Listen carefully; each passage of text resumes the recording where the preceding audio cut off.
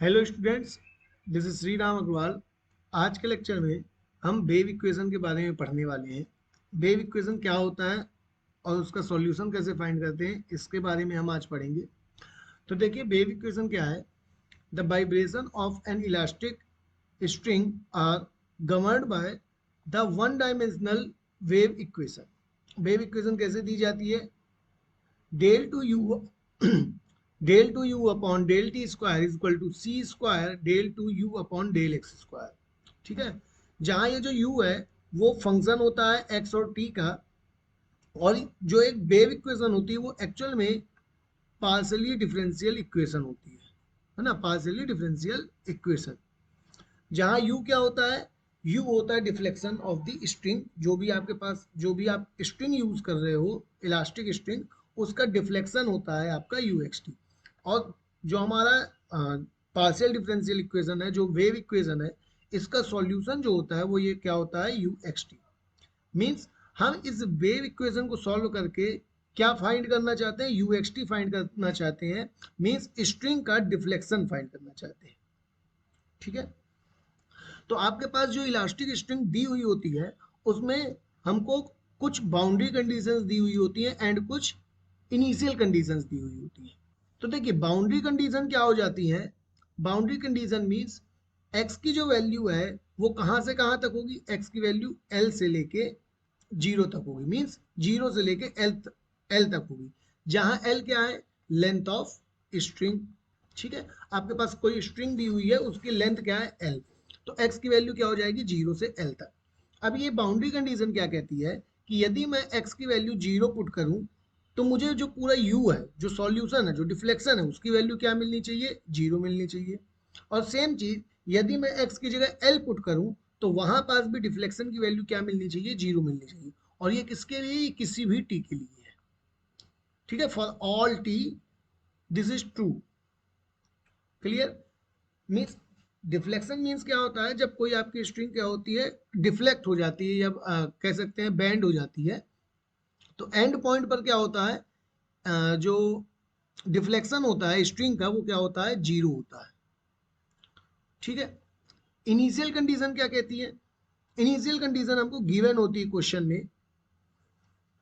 जैसे यहां पास है, अगर मैं टी की वैल्यू जीरो पुट कर दूं, ठीक है, क्या इनिशियल कंडीशन है? टी की वैल्यू मैं जीरो पुट कर रहा हूं, तो उस फंक्शन में, उस डिफ्लेक्शन में अगर टी की वैल्यू जीरो पुट कर दें और एक फंक्शन एफ एक्स मिले तो वो क्या हो जाती है? हमारी इनिशियल कंडीशन। सेम चीज अगर हम u का एक बार डिफ्रेंसिएशन करें with respect to t and वहां पास t बराबर जीरो पुट करें तो जो फंक्शन मिलेगा वो क्या हो जाएगा? इनिशियल कंडीशन का सेकंड फंक्शन हो जाएगा। एक फर्स्ट फंक्शन हो गया F X and second function हो गया जी एक्स।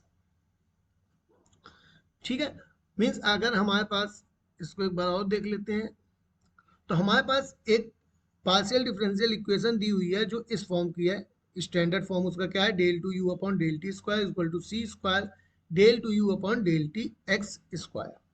ठीक है, तो ये क्या कहलाती है? ये कहलाती है वन डायमेंशनल वेव इक्वेशन। इसमें जो u है वो डिफ्लेक्शन ऑफ स्ट्रिंग है, एंड इसके साथ आपको दो बाउंड्री कंडीशन एंड दो इनिशियल कंडीशन दी हुई होती है। सब्जेक्ट कंडीशन कहलाती है।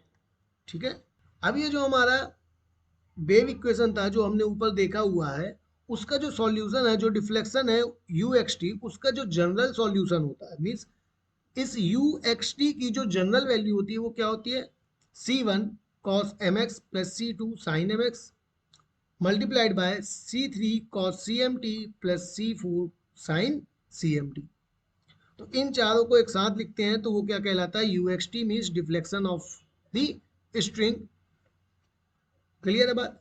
अब ये नोट क्या दिया हुआ है कि in obtaining solution of the problem on vibration of tightly stretched string we should directly assume the solution given in ए।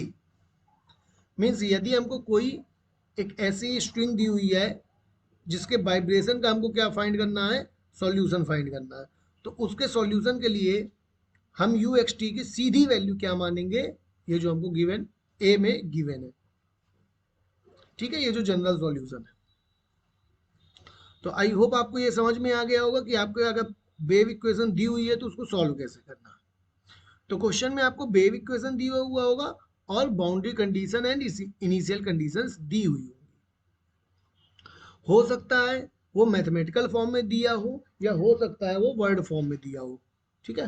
शब्दों के फॉर्म में दिया हो तो उसको आपको क्या करना पड़ेगा, मैथमेटिकल फॉर्म में कन्वर्ट करना पड़ेगा। आई होप आपको wave equation and wave equation का सॉल्यूशन समझ में आ गया होगा।